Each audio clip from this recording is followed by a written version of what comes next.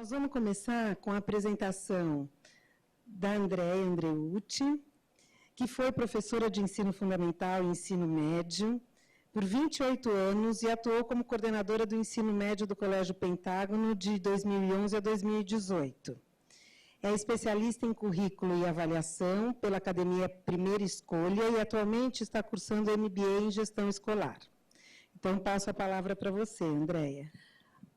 Boa tarde a todos e a todas. É muito bom estar entre colegas, alguns conhecidos que já trabalharam comigo, e falar sobre a educação com pessoas que comungam nas nossas ideias é muito bom. Então, o tema diretor escolar transformador, criatividade para superar desafios. Então, a minha primeira inferência, a minha primeira consideração é dizer que a escola é transformadora quando ela é representada por pessoas que conseguem, nas suas ações, se posicionar. É um ato político, é um ato transformador, por isso que ela tem o seu papel fundamental na nossa sociedade. Quando fala na palavra criatividade, eu tenho que colocar que dentro de uma instituição, eu trabalho no Colégio Oswald de Andrade, é uma instituição que este ano comemora 45 anos. O Oswald, ele nasceu de uma ideia já de inovação. Né? Há muito tempo, o grupo de idealizadores já tinham como premissa uma escola diferenciada em que seus alunos pudessem fazer algumas escolhas importantes, já voltadas para o seu plano de vida, para o seu projeto de vida há 45 anos. Então, quando vem a ideia do novo ensino médio para falar do projeto de vida, nós já estávamos bastante aquecidos neste ponto. Mas temos pilares que, dentro da escola, que eu acredito que comungue de quase todas as escolas, que mesmo que haja criatividade, transformação, ela é inabalável. Então, nós temos alguns pilares dentro do Colégio Oswald, que é a diversidade, é o primeiro pilar que a gente trabalha. E quando a gente fala diversidade, a diversidade não só do respeito ao que é diferente, mas diferente no ponto de vista do aprender. Então, a gente tem a premissa que ninguém fica para trás. Então, o Oswald tem um projeto, né, na questão das práticas inclusivas, bastante sério, desde a sua existência. E sempre se propôs a se incomodar com com os contextos. Né? Há 3 anos, a gente, dentro do valor do pilar da diversidade, a gente tem um projeto das práticas antirracistas. Então, a gente tem um projeto para a reeducação das relações étnico-raciais. Então, isso fez com que o próprio currículo, do ponto de vista das práticas, conceitos, fossem revisitados, né, com a ajuda da comunidade, com a ajuda do administrativo e com a ajuda do pedagógico e das famílias. Então, eu acredito que transformar vai em todas as esferas, dentro do ponto de vista da educação. Então, lembrando, diversidade é um ponto importantíssimo, e para isso a gente tem que colocar em práticas as assembleias, em que envolvem os alunos, famílias, administrativos e todos os educadores. A investigação, do ponto de vista acadêmico, né, sempre teve trabalhamos como projetos, né? Sempre na questão da investigação, do que incomoda, do que nos faz pensar, e desde o infantil, que tem o projeto Redes, até o ensino médio. Aí vocês podem perguntar, mas tudo bem, e o currículo básico, vocês fazem como? Nós trabalhamos o currículo básico respeitando todos os questionamentos que acontecem em torno da comunidade. Então, há esse enriquecimento, é muito importante. E o Oswald tem como slogan, um slogan importante, que é uma escola que aprende de forma colaborativa. O outro pilar é a colaboração. Então, não é uma escola que ensina, é uma escola que aprende. Então, já vem de uma perspectiva muito diferente, né, do aprender, de trocar. E, por último, a autonomia. Né? A gente fala da autonomia, que a busca se constrói desde do início da sua escolaridade até uma autonomia mesmo, aquela que você pode escolher longe daquilo, escolher certo longe daquilo que a sociedade impõe. Então, é uma construção muito enriquecedora e que a gente vem, assim, trabalhando com bastante seriedade. E aí vocês podem perguntar, mas e como é que vocês criam? Uma escola que cresceu muito nesses últimos anos. Eu acho que uma das ações e uma das principais causas deste crescimento é legitimar aquilo que a gente não abre mão como educador. Então, esses valores a gente não abre mão. A pesquisa a gente não abre mão.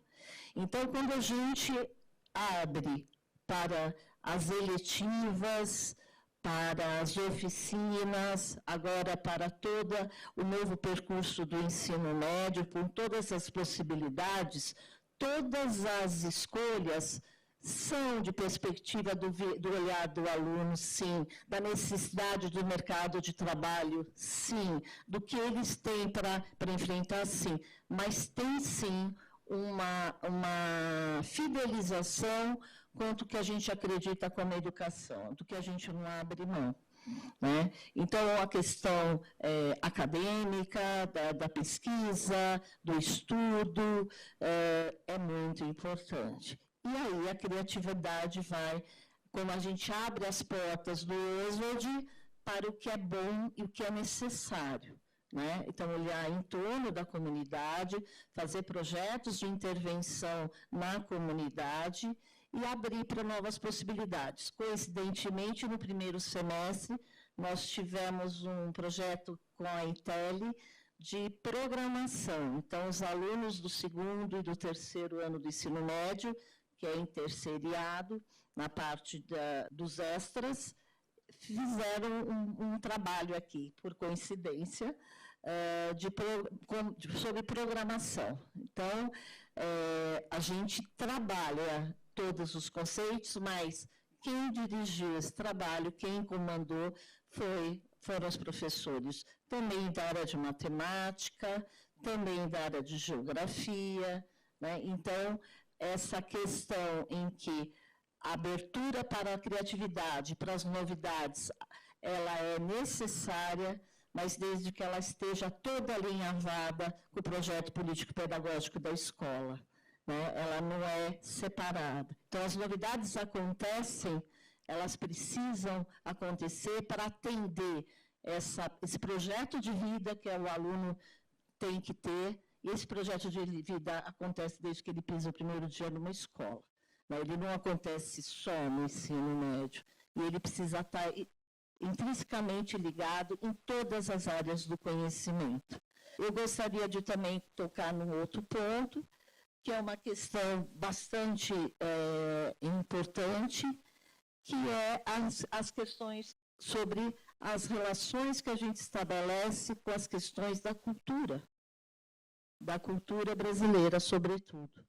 Né? Nós temos vivido um tempo em que nós temos que sobressaltar todos os nossos valores culturais. Né? Então, quando a gente coloca como meta, como premissa, ser uma escola, por exemplo, antirracista, a gente está falando de uma escola que transpira a cultura brasileira, não desconsiderando, né, as outras, não todas as influências, a nossa identidade, né, mas das nossas origens. Nós temos trabalhado muito essa questão. Então, a questão do multiculturalismo, né? Como a gente vê esse multiculturalismo entrando na escola e considerando todas as formas do saber, a arte do saber. Isso é super importante. Muito obrigada, Andréia. Agora, então, nós vamos ouvir o professor Brás Rodrigues Nogueira, que atuou em escolas públicas, municipais e estaduais por 19 anos e é referência na integração da comunidade hoje, não apenas mais só no âmbito escolar, mas também na comunidade de Heliópolis, onde ele vem atuando há mais de 20 anos com as lideranças na busca da efetivação dos direitos da pessoa humana, principalmente o direito à educação, à qualidade e o direito à paz. A qualidade na educação. Né? A ideia é que Heliópolis se direcione para um bairro educador. Então, a gente vai ouvir o professor Brás falar um pouco sobre isso. Bom, é um desafio muito grande, porque a gente, quando pega um microfone, fala. E eu tenho que falar uma coisa que tenha sentido para vocês, porque eu geralmente falo pelas caras das pessoas. Então, se eu percebo que não está indo bem, eu atalho, vou buscar em outro lugar. E hoje eu nem preciso ter essa preocupação, porque são 15 minutos. E eu quero aproveitar para vocês bem esses 15 minutos, entendeu? Não é para mim, é para vocês. Eu acho que na minha fala tem uma coisa importante. Eu nunca quis ser diretor de escola. Eu dei aula durante 19 anos, parecia que eu ia perder uma grande coisa se eu saísse da sala de aula, porque a escola para mim se resumia nisso. E aí, por influência da minha mulher, eu acabei fazendo pedagogia e virando diretor de escola. Nas primeiras 2 horas, eu botei a mão na cabeça e falei, meu Deus do céu, o que eu fiz da minha vida? Eu senti até raiva da minha mulher. Porque em 2 horas, apareceu um monte de problema. Alguns eu já conhecia. Heliópolis era a época das chacinas. O aluno dentro das escolas era um aluno ríspido, brigava, tinha de 5 a 6 brigas por dia. E a escola totalmente dividida, tinha vários grupos. E todos os grupos reivindicavam. O aluno era o grande ausente. Ele não saía na fala de ninguém. E eu falei, o que eu fiz da minha vida? Quando a gente está nessa situação, às vezes a gente tem dentro da gente aquilo que a gente precisa para poder começar. E eu comecei a pensar, enquanto professor, juntamente com mais 3 professores, nós fizemos um trabalho com pais numa escola que eu dei aula há 15 anos. E entrou na minha cabeça lá que tudo passa pela educação. E que a escola tem que ser um centro de liderança na comunidade onde está inserida. Eu tinha isso. Então, o que me restava? Correr atrás dos segmentos e encontrar aliados entre os professores, aliado entre os alunos, aliado entre os pais e, é importante isso, aliado entre as lideranças comunitárias. E em torno dessas 2 ideias, na medida que as pessoas assumiram essas ideias junto comigo, o grupo foi crescendo cada vez mais. Então, a escola passou a ter um grande poder no sentido de modificar as coisas. Só que o que a escola tinha que fazer de verdade, que era interferir na relação professor e aluno. Vocês sabem quantos anos nós levamos? 10 anos. Porque mexer na relação professor e aluno é como mexer num formigueiro, numa caixa de marimbondo. Porque as pessoas das escolas acumularam um monte de ratos mortos, e quando alguém ameaça tirar esses ratos mortos, não fica mais nada. Então ficam assustados. E por que eu escolhi essa escola? Vocês viram quantos problemas? Eu escolhi essa escola por 2 motivos. Também é importante para entender depois o bairro Educador. Primeiro, eu morava perto, podia ir a pé e voltar para minha casa. Isso aqui em São Paulo é muito importante. E depois, o motivo principal pelo qual eu escolhi a escola é que eu não estaria lá, num local onde tinha baderneiros favelados. Eu estaria entre os meus, porque a origem da minha família é semelhante à origem de qualquer família lá. Então, eu estaria entre os meus. Isso fez toda a diferença. Eu me senti entre os meus, fez toda a diferença. Depois de 10 anos, sem mexer na relação professor e aluno, que eu ficava em casa, eu não dormia direito, pensando, como que a gente vai fazer? Graças a Deus, entrou 3 professoras na minha sala, e uma delas, chamada Mara, falou assim, Bas, realmente no quesito integração escola-comunidade, nós somos exemplo, mas as coisas não rolam lá na sala de aula. E a fala dessa professora foi muito importante, porque a gente está quebra com isso, corporativismo. Vem de uma professora, as coisas não rolam lá na sala de aula. Tanto é verdade que quebra o corporativismo, que essa pessoa ficou odiada por muitos professores. Porque a partir da fala dela e das outras 2 professoras que estavam com ela, eu tive coragem, entendeu? De botar a mão no formigueiro. E aí, em 2005,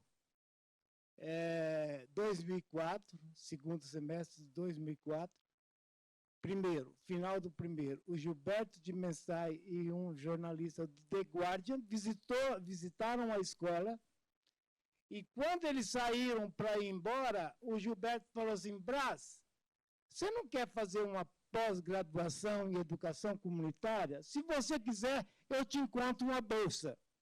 Bob, quando fala em bolsa, a gente fala, custe o que custar, não vou perder essa oportunidade. E eu fiz essa pós-graduação. E durante 1 ano e meio, eu apresentei a proposta de mudança em vários seminários. Eu apresentei para todas as lideranças de Heliópolis. Eu apresentei para o grupo de jovens de Heliópolis, para o grupo de mulheres de Heliópolis. E aí, durante 1 ano e meio, depois de muita discussão, porque o professor é o último a chegar. Porque se você for com ele desde o início, não vai acontecer nada. Infelizmente, é assim. Então, eu comecei a usar estratégias com os professores. Eu fiz o meu estágio de observação no Amorim Lima, que é a primeira escola de São Paulo que tentou implementar um projeto com base nos princípios da Escola da Ponte. Só que naquela época, estava no projeto 1ª, 2ª série, 5ª e 6ª. 7º e 8º não estavam. E cada vez que eu ia com professores lá, toda vez eu levava professores, mas eles nem sabiam. Aí a gente chegava na escola, na primeira ala ali, vocês sabem, você encontra o aluno que você encontra na maior parte da escola, correndo no corredor, etc. Tal. Aí, quando eu cheguei a primeira vez, eu falei, é isso que é o projeto?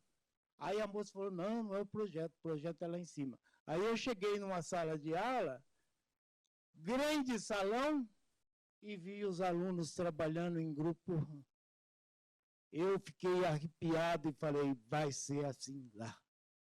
Nós vamos quebrar a parede. E depois que a gente fez o estágio de observação no Amorim Lima, eu escrevi um relatório, entreguei para as duas coordenadoras, vocês tirem cópia e entreguem uma para cada professor, leia com eles, não entre em discussão, nem na defesa, nem no ataque, porque aí eu sabia que vários professores iam correr atrás de mim.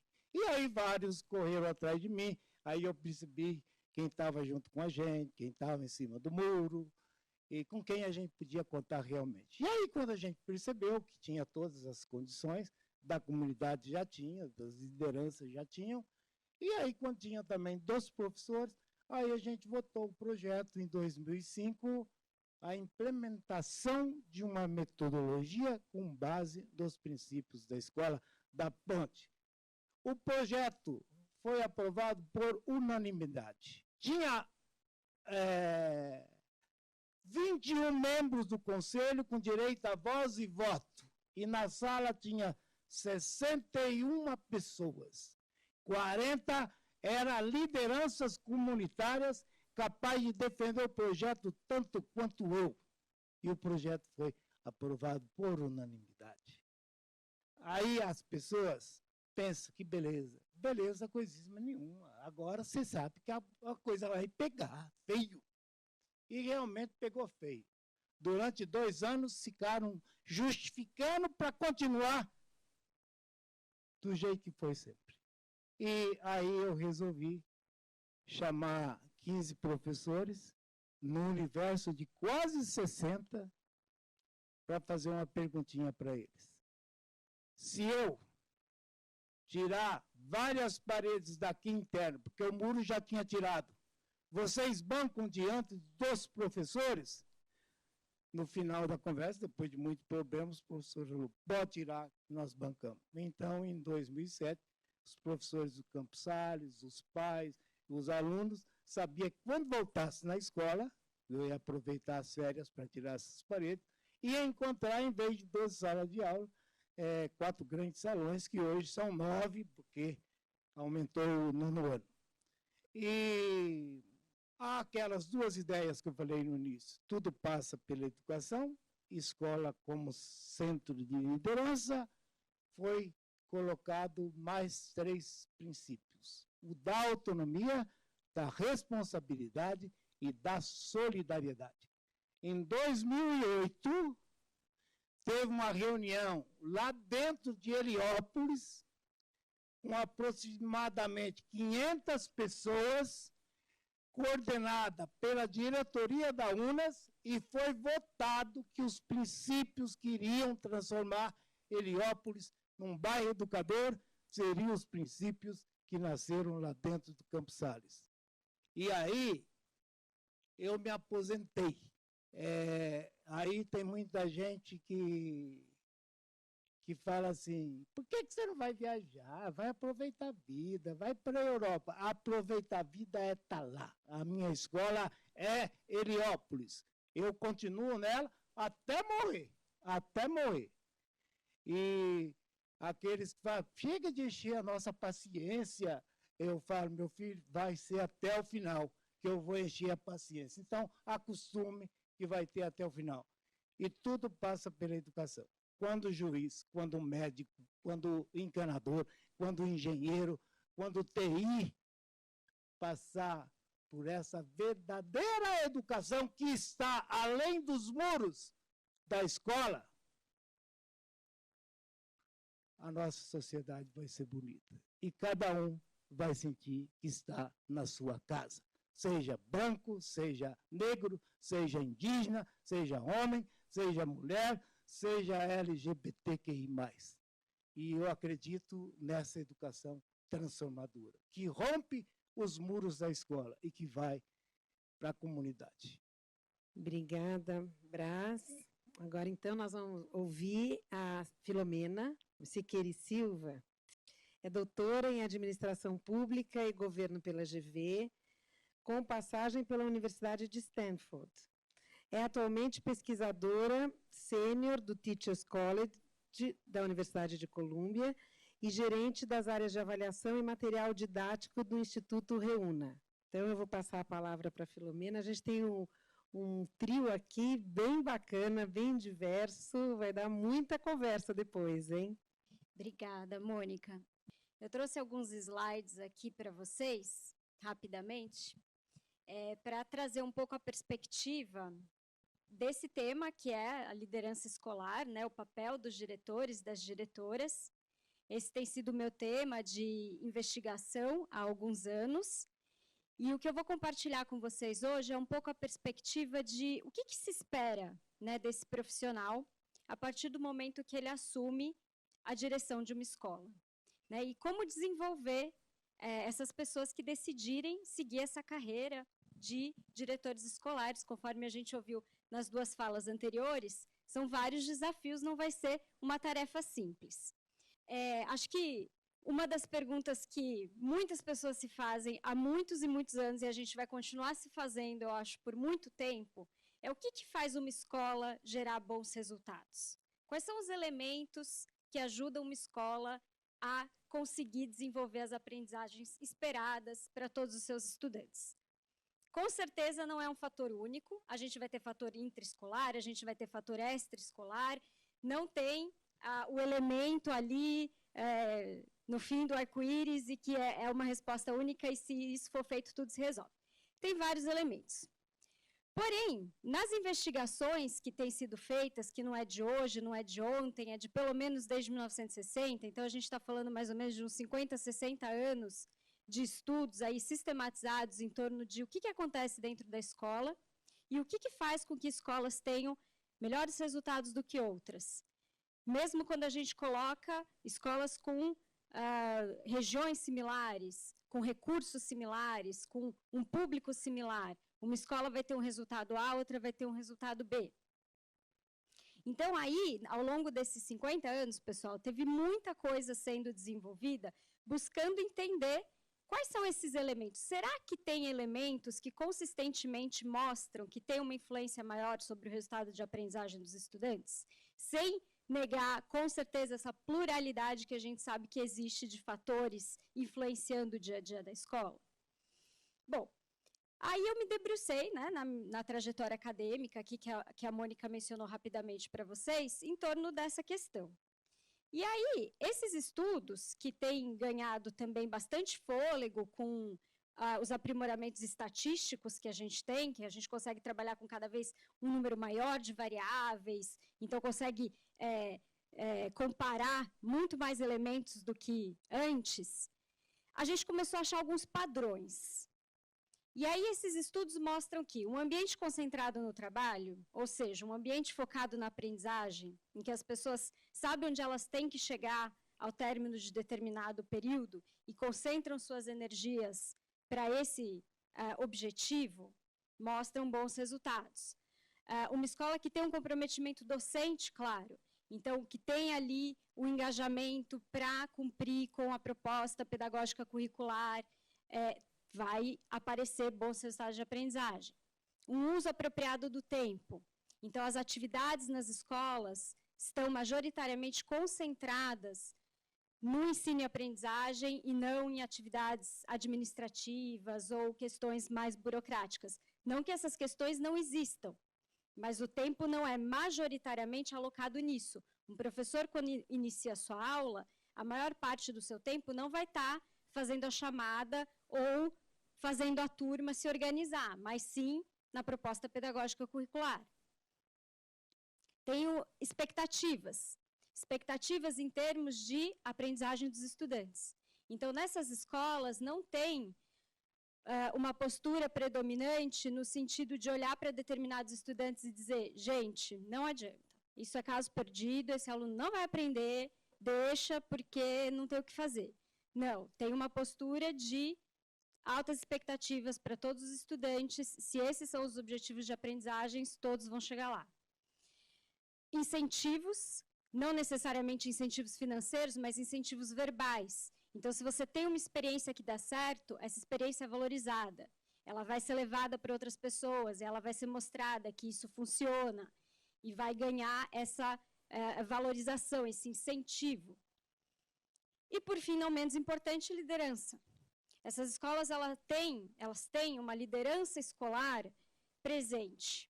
Uma liderança escolar que entende quais são as necessidades da escola, que envolvem todos da escola, todo o grupo de professores e de estudantes para os objetivos que foram estabelecidos e que seguia pelos objetivos curriculares, da proposta pedagógica dessa escola. Bom, e aí, pegando esse ponto da liderança escolar, eu fui estudar mais também, especificamente, a figura da direção escolar, quem decide seguir essa trajetória. E tem uma literatura também muito vasta, estudos e estudos, e não tem conhecimento de estudos que se focaram nessa temática de quais são os elementos que fazem uma escola alcançar bons resultados de educação, que não tenha mostrado que a presença da liderança escolar faz diferença. Uma escola que tem uma liderança que consegue estabelecer uma direção para a escola, que desenvolve as pessoas que compõem essa escola, que configura a cultura organizacional. Cada escola vai ter um perfil, vai ter uma cultura. Depender das pessoas que compõem aquela escola, não vão ter todos o mesmo perfil.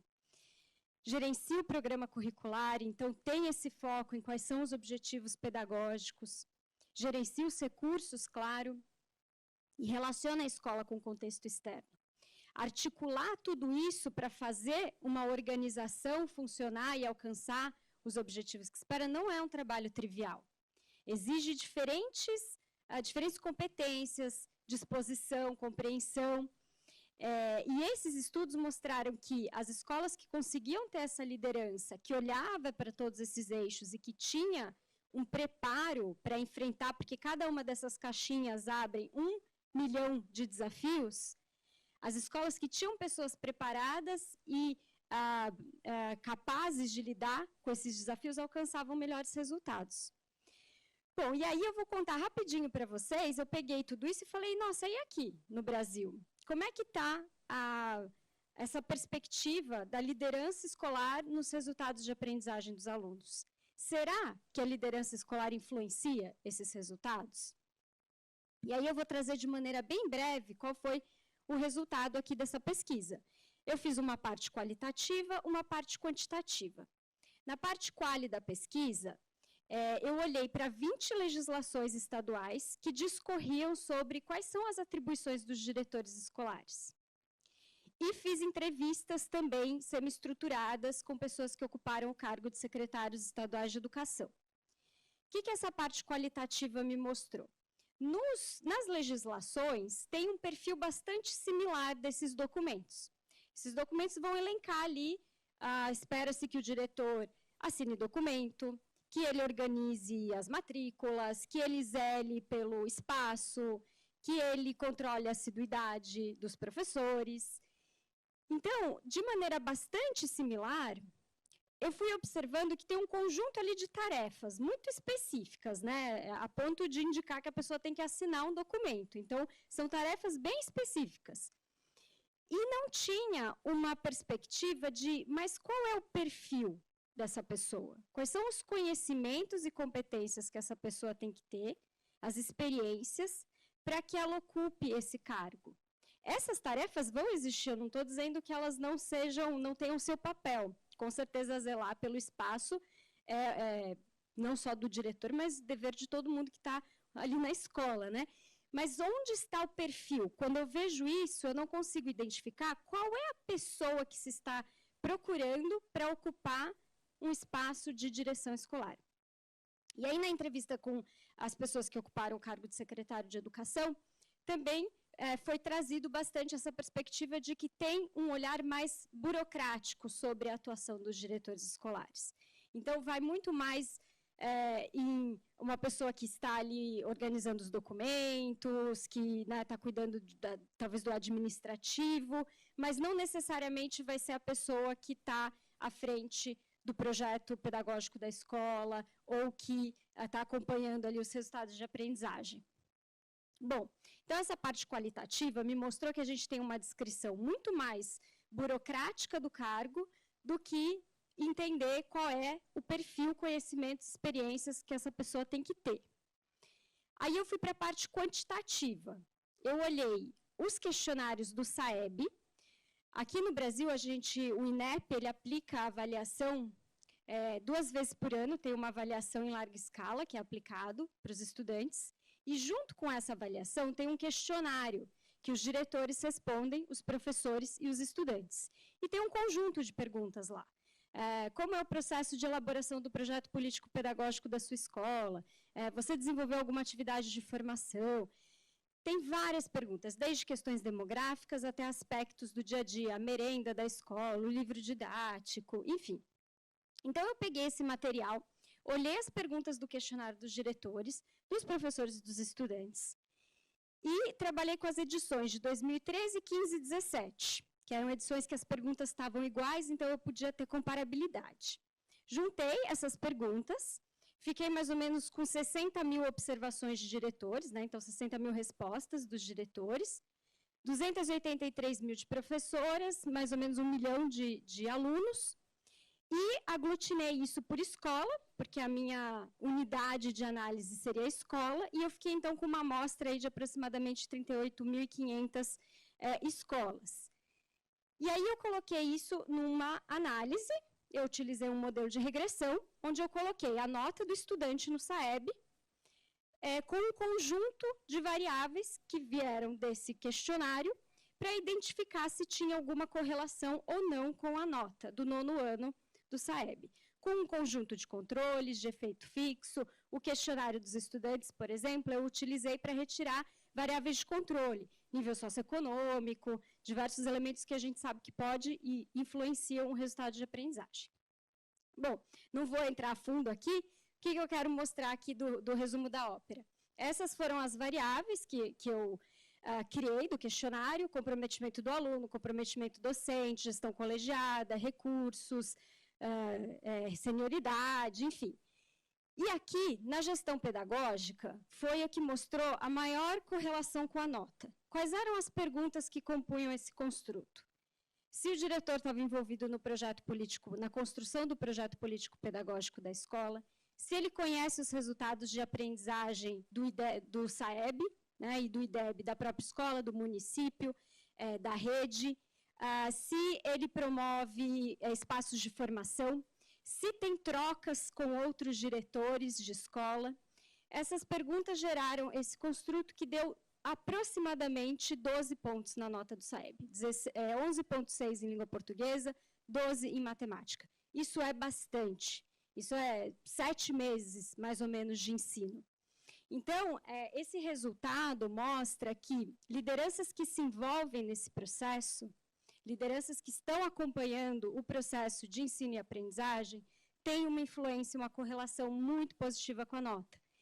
E aí, então, a conclusão que eu cheguei foi que, sim, a liderança escolar, ela indica ter uma associação positiva com a nota, de até 12 pontos, mas que o potencial está subutilizado, porque a gente ainda tem uma estrutura muito voltada para tarefas, e não necessariamente para as competências, para o desenvolvimento desse profissional que vai estar formado para conseguir liderar a escola em todos aqueles eixos que a gente mencionou anteriormente.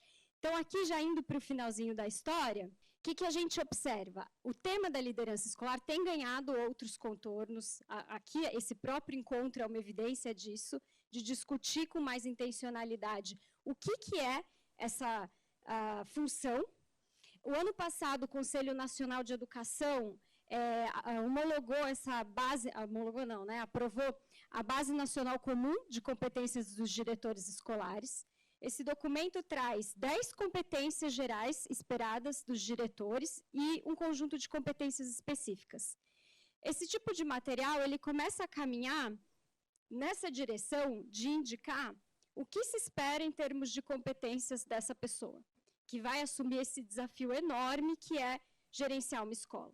Então, tem elementos de coordenação, né, do projeto pedagógico, pessoal, relacional, configurar a cultura organizacional, comprometimento com a aprendizagem, valorização dos profissionais, coordenação do programa curricular, gerenciamento de recursos, proatividade, relacionar a escola com o contexto externo, e exercitar aí a empatia, né, resolução de conflitos, enfim. Fica o convite para vocês verem esse documento com mais detalhe, mas ele começa a direcionar o olhar para essa perspectiva das competências que se espera desse cargo. E aí, para encerrar a minha fala, que eu tenho todas as entrevistas que eu faço, as pesquisas que eu faço, que eu entrevisto diretores, né, e agora também no meu pós-doutorado eu continuo, né, desenvolvendo essa temática, uma fala muito comum de se ouvir é: eu dormi professora, acordei diretora. O próprio Brás contou para a gente que ele nem queria ser diretor, e caiu lá e virou. É claro que tem pessoas que vão desenvolver isso brilhantemente, como a gente tem aqui experiências conosco hoje. Mas o que a pesquisa, o que eu estou buscando trazer do ponto de vista da pesquisa é de que maneira que, institucionalmente, a gente está olhando para essa função de diretor escolar e buscando desenvolver para que todas as pessoas que queiram entrar e seguir a trajetória de diretor saibam o que se espera e quais são as experiências e como se preparar para isso, que tipo de formação, porque não vai ser da noite para o dia. E tem conhecimentos específicos que precisam para assumir um desafio dessa magnitude. Então, ter um olhar específico para a formação, acompanhamento e apoio dos profissionais que desejam seguir a carreira de direção escolar é muito importante, porque tem uma influência enorme na nota. Por fim, uma coisa que eu tenho ouvido bastante também desde aí que eu tenho participado de várias conversas, que tenho buscado aí, olhar com mais foco para a carreira de diretor escolar, tem algumas, de vez em quando, algumas reações que são do tipo: então agora é isso, né? A diretora é o diretor que faz tudo. É o super-herói que vai resolver tudo, a pessoa fantástica que vai estar à frente da escola. E essa é uma compreensão bastante superficial da discussão que está sendo posta. Porque justamente o que está sendo discutido, e a partir desses conceitos de liderança transformacional, não é a pessoa que vai fazer tudo sozinha do jeito dela. Porque, inclusive, se for isso, ela não está nem fazendo uma liderança, porque liderança implica em um time, implica em pessoas. Se você está fazendo sozinho, você não tem time nenhum, você não está liderando ninguém. Então, aqui é muito mais uma perspectiva da pessoa que tem a formação e a capacidade para engajar o grupo de pessoas que vão compor a organização escolar, para elas entenderem juntas quais são os nossos objetivos, onde a gente quer chegar, acordar esses objetivos como a experiência do Brás que nos relatou. E cada um entender qual é a sua responsabilidade nesse processo, porque não é uma pessoa só fazendo tudo. Mas a liderança escolar ela vai ter essa especificidade de garantir essa articulação, de garantir o engajamento, de conseguir identificar quem que é bom em determinado aspecto ou em outro, e aí ir compondo esse time. Então, aqui eu encerro a minha fala, né, reforçando que essa é a perspectiva da liderança transformacional. Obrigada, Filomena. Então, agora nós temos, na verdade, vamos pedir um chorinho de 5 minutos, a gente fica com 10 minutos para ouvir as perguntas de quem quiser. Eu também tenho algumas perguntas aqui. Enfim, vamos lá. Se você pudesse apresentar. Oi, eu sou a Adelita, eu estou na direção, né, atualmente de um colégio em Curitiba.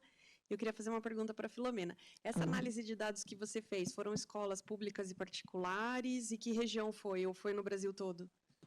Obrigada. Foi escolas públicas, estaduais, de todo o Brasil. Então, a amostra não envolveu escolas particulares, foram só escolas públicas. E, teoricamente, esses diretores, eles prestaram um concurso para poder ingressar na função ou não, necessariamente? Não necessariamente, varia muito. A gente tem os dois formatos principais atualmente, eleição ou apontamento político. Acho que só São Paulo faz concurso público para o cargo de direção escolar. Então, tem diferentes formas de entrada. Olá, eu sou a Rosana, eu sou diretora da Mari, Escola de Paz.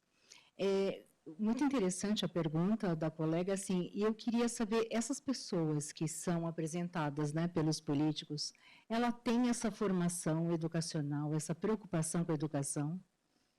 Você percebe isso? Você diz as pessoas por apontamento político? Isso. Ah, tá. Olha, essa discussão ela é super quente. Que tipo de processo seletivo é melhor? Do ponto de vista da literatura, os estudos são inconclusivos até agora. Tem lugar que tem apontamento político, que tem bom resultado, que tem mau resultado. Tem lugar que tem eleição, que tem bom resultado, que tem mau resultado. Então, por enquanto, os estudos, pelo menos que eu tive acesso aqui no Brasil, mostraram resultados inconclusivos. Não tem um padrão entre a forma de seleção e os resultados que a escola alcança. O que uma discussão que tem surgido e que eu também compartilho, uma perspectiva, que eu penso o seguinte: o processo que vai atrair essas pessoas é um processo que tem que ter critérios. E essa pessoa precisa entender o que se espera. Quando eu assumir a função e virar diretor escolar, quais são as responsabilidades e o que esperam de mim? Esses critérios têm que nortear o processo. Se esse processo vai ser uma eleição, se esse processo vai ser um apontamento político, se esse processo vai ser um concurso. Eu, particularmente, não tenho um formato. Eu acho que a gente está colocando mais energia no debate, no formato, do que no conteúdo.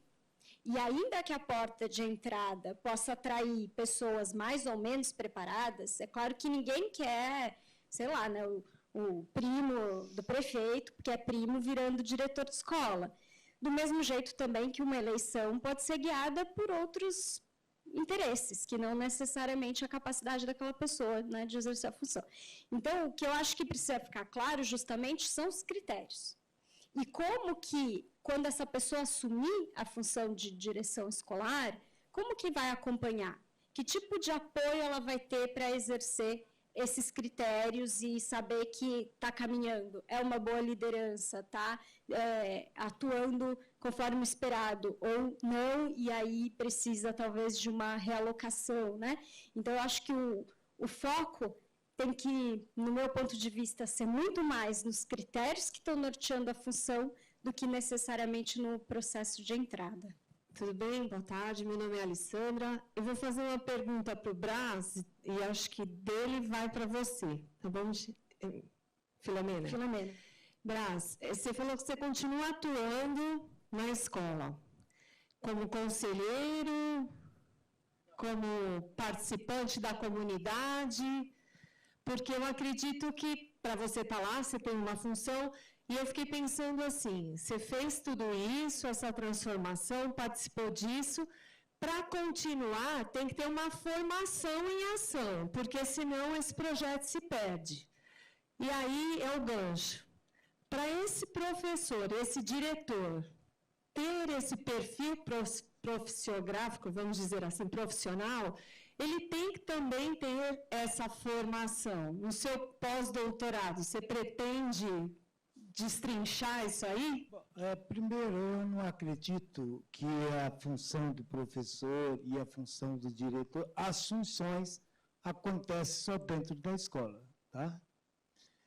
Quando foi votado que os princípios que nasceram dentro da escola, com a participação das lideranças, 500 pessoas dentro de Heliópolis. Então, vamos transformar Heliópolis numa escola, num bairro educador.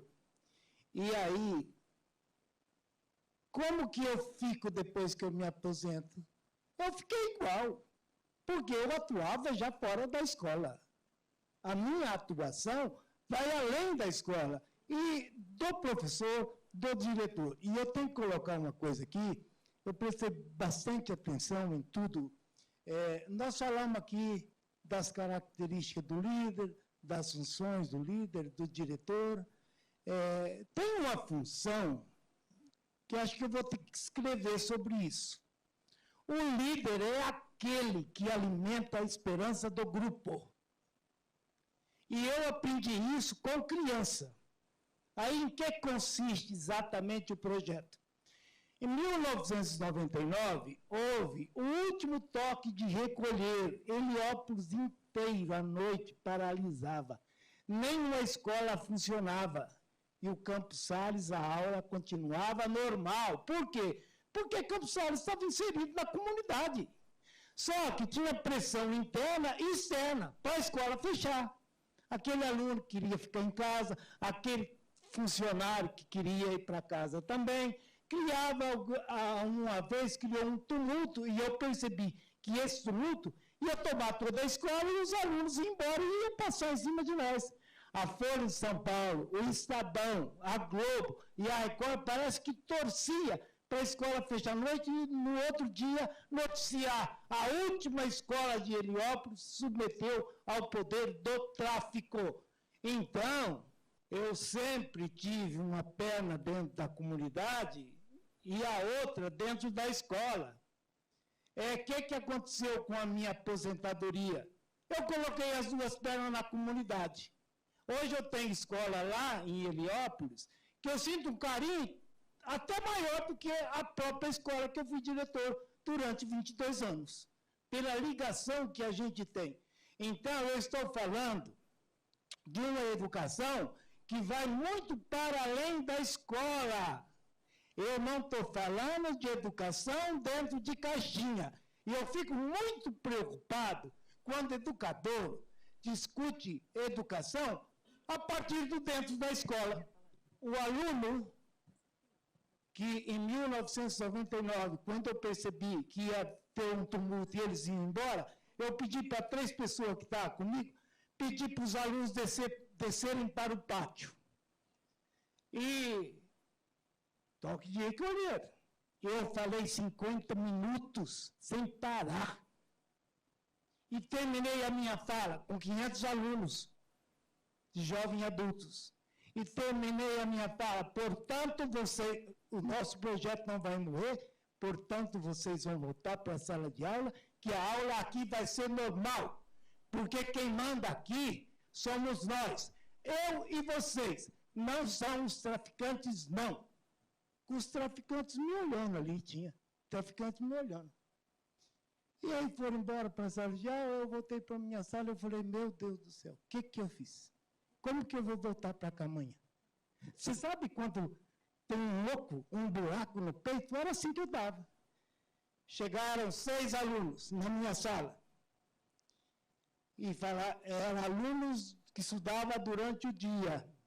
Era do Grêmio. Se reunia 2 vezes por semana.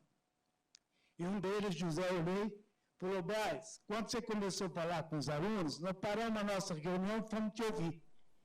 Quando você terminou, nós voltamos e terminamos a nossa reunião. E nós 6 somos escolhidos para vir aqui falar com você. Que você pode ir embora para sua casa, sereno e tranquilo, que o nosso projeto não vai morrer, porque nós não vamos deixar. Então, qual é a essência do projeto? É libertar o educador que está dentro das pessoas, principalmente dentro dos alunos. Aquele dia eu aprendi a maior lição da minha vida, sendo que a função do líder para mim é manter a esperança do grupo. Aquele dia o meu líder foi um aluno de 14 anos. E aquele dia eu entendi que tem momento que o líder, o diretor, quer fazer um buraco, enfiar a cabeça dentro e não sair nunca mais. E aí a gente entende que a liderança é situacional. No momento é um aluno líder, no momento é um professor, no momento é um coordenador pedagógico, no momento é um pai, no momento é uma liderança comunitária. Aquele que sustenta a esperança do grupo é o verdadeiro líder. Logicamente que eu estou falando de uma escola muito maior. Eu estou falando do planeta eu estou falando do universo. Eu estou falando de uma educação muito maior. E se a educação não está aí para ajudar a gente a viver a cidadania no dia a dia, as crianças no dia a dia, ela não tem sentido. Ela está a serviço desse capitalismo que tem só valor ou lucro. As pessoas são mero detalhe. Então, eu acho que quem é educador da escola e fora da escola, eu vou falar um negócio para vocês. Eu conheci educadora muito maior fora da escola do que dentro da escola. Porque dentro da escola, esse sistema que a gente bebe, coloca a gente numa forma, e a gente está preparado para levar os alunos a uma forma, e depois vem assim. Qual é o resultado do IDEP? E a equipe de jornalista lá na escola ficava 5, 6 dias, aí chegava no final, qual o resultado do IDEP? Aí eu lá pegava plaquinhas que a gente estava na média e mostrava as plaquinhas. Só que eu não falava o resultado, porque era baixíssimo, mas nós estávamos na média. Eu quero dizer para todos aqui, essa avaliação externa não mede autonomia, não mede responsabilidade, não mede solidariedade. E a educação tem que estar ajudando a criar uma pessoa com esses valores, com essa qualidade. Caso contrário, ela não tem razão de ser. Só que nós todos somos educadores, e eu acho que a gente está dentro de uma corrente. Eu tenho participado de muitas palestras, atividades, eu percebo um pessoal, um movimento grande que realmente está pensando na educação.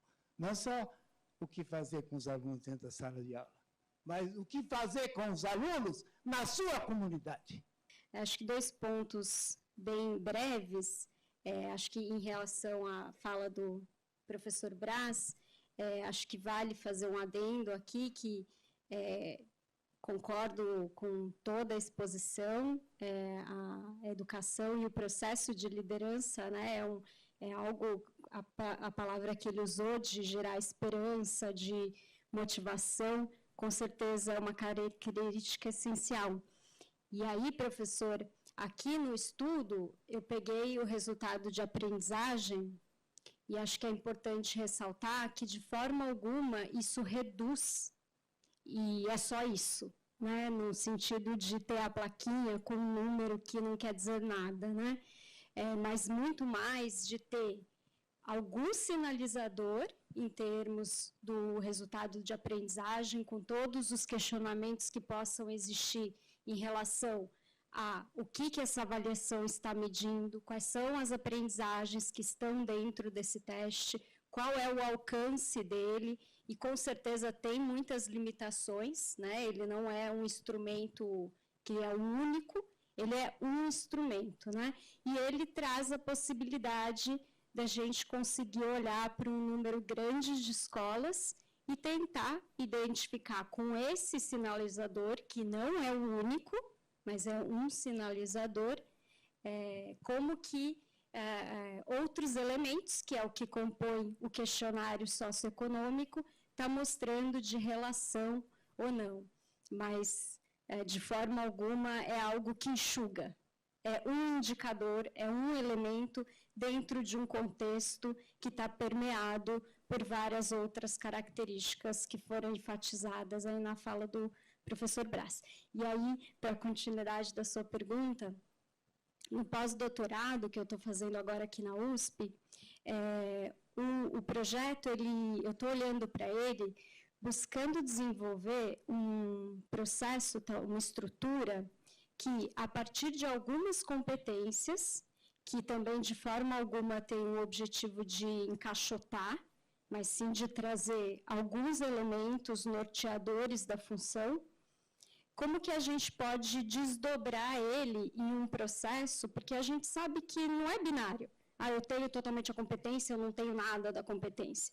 Isso é um processo que a gente vai desenvolvendo, a gente vai aprendendo, inclusive no dia a dia, né, do cargo, Então, do ponto de vista do estudo acadêmico, eu estou buscando levantar diferentes experiências para tentar criar alguns níveis, como se fossem rubricas, para um processo de avaliação formativa da pessoa no cargo de direção escolar. E aí, como é que consegue, talvez, ter alguns níveis que possam orientar para o desenvolvimento profissional, né? Mas eu só queria dizer que eu fui diretora de escola, só tem 3 meses que não sou mais, por 25 anos, numa escola pública do estado de São Paulo. Então, assim,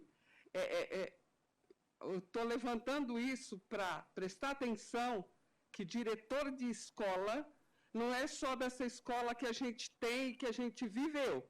São escolas e escolas. A minha escola, a escola que eu respondia até 3 meses atrás, é a Escola de Administração Penitenciária, treinando todos os servidores do estado de São Paulo. É gigante a escola. Mas a gente só é conhecido no sistema prisional. No Brasil, é a escola que mais capacitou pessoas. Então, a gente fez escola, não é? Por todo esse tempo. São 40 anos no sistema prisional, 25 como diretor. Não é? Então, é importante que, quando a gente vai estudar diretor de escola, todos os diretores, não é? Até para criar um perfil mais forte do que é a escola no estado de São Paulo. Okay? Qual é o seu nome? Leda. Leda. Então, olha, um desafio... Que não sou mais diretor. E não quero para sempre. Mas não consegui sair ainda. Olha eu aqui. Olha eu aqui. Ainda bem. Falei com o psicanalista que está ainda no sistema prisional. Na hora do almoço, ele falou, o que é que você está fazendo aí? O que é que ainda tem? Talvez, Braz, isso vai precisar ir escoando com o tempo. Eu ainda vou viajar. Eu ainda vou fazer outras coisas. Todo mundo disse assim, Leda, agora vai viajar. Eu falei, justamente agora com esse monte de doença. Mas a minha doença é o sistema prisional. Um abraço a todos. Então, agora, para finalizar, eu vou fazer uma pergunta para a Andréia, até aproveitando todas as colocações do professor Braz, da Filomena, e pensando nessa questão justamente da liderança que o diretor assume. Você contar um pouco para a gente como é que você, na sua escola, viabiliza essa relação entre professores e alunos, claro, né, professor Baraschi, em momentos situacionais, porque não é sempre que você está, mas quando você tem essa oportunidade, o que você faz? A gente sabe que o Oswald de Andrade tem mais de uma unidade e as etapas, os segmentos estão separados. Então, como você faz para promover esse contato e esse vínculo, essa relação para o aprendizado? Enquanto vocês colocavam, né, eu acho que em todo cargo de liderança, o bom líder, a primeira coisa, está no chão da fábrica. Né, é o chão da fábrica. Né? Você não conseguiu, Braz, conseguiu liderar sem estar lá andando, com certeza você também, Leda, não conseguiu sem estar andando nos corredores, entrando nas salas, assistindo, intervindo, falando com as pessoas. E eu acredito nisso, né? O bom diretor não é o diretor de gabinete, gente. Não é diretor de gabinete, é o diretor que realmente ele está interagindo com o estudante, desde o bebezinho ao que está se formando no 3º ano do médio, e, sobretudo, enxerga na sua equipe e nos próprios estudantes da equipe as potencialidades. Porque quando a gente tem uma liderança, um grupo bom, todo mundo tem os seus talentos, né? cabe ao líder, ao diretor, enxergar nas pessoas o que elas têm de melhor. Porque às vezes a gente quer formatar, né, Brás? A gente quer formatar diante, porque esse é o melhor. E não. Às vezes, dentro daquele grupo, você tem talentos que são despertados e podem ajudar em outra área. Ó, você está no lugar errado. É melhor você migrar para tal setor, porque você é bom nisso. E a mesma coisa acontece com os professores, né? Quando a gente faz a questão da formação, Mônica, eu acredito na formação. A equipe tem que estar se formando. E formar não é do ponto de vista só acadêmico, não. É da troca das boas práticas e das práticas que deram errado. Porque todo mundo gosta de mostrar que aquilo deu certo, né? E aquilo que deu errado? E os índices que estão baixos? Por quê? Vamos começar pelo, né, que deu errado e mostrar, desvendar, descortinar aquilo que está errado e saber lidar com essas fragilidades. Isso é muito importante.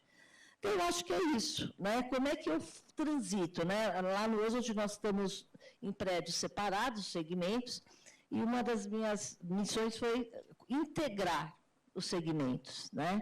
E como eu faço para integrar? É andando de uma sala para outra, é conversando com a portaria, é conversando com o nutricionista, é conversando com o professor, com o auxiliar de classe, com o estagiário que acabou de chegar, deslumbrado com a educação e está com um monte de sonhos e ouvi-lo.